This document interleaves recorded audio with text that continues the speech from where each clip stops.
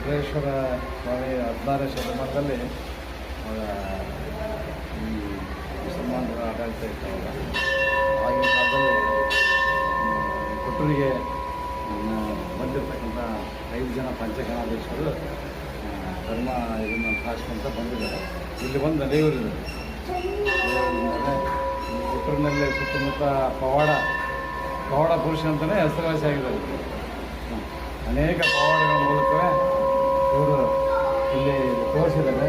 ಅದೇ ರೀತಿ ಭಕ್ತರಿಗೆ ಅವರ ಇಷ್ಟಾರ್ಥಗಳನ್ನು ನೆರವೇರಿಸಿದ್ದಾರೆ. ಹೀಗಾಗಿ ಇವತ್ತಿಗೂ ಕೂಡ ನಡವಳಿ ಹಂಗೆ ಇದೆ ಕೊಟ್ರೇಶ್ವರನ ಭಕ್ತರಲ್ಲಿ.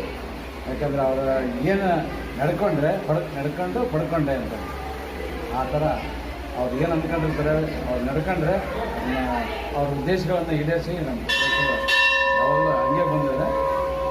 ಅದೇ ರೀತಿ ಈಗಲೂ ಹಂಗೆ ಜನ ಭಕ್ತರು ಸಾಗರವೇ ಬರ್ತಾರೆ.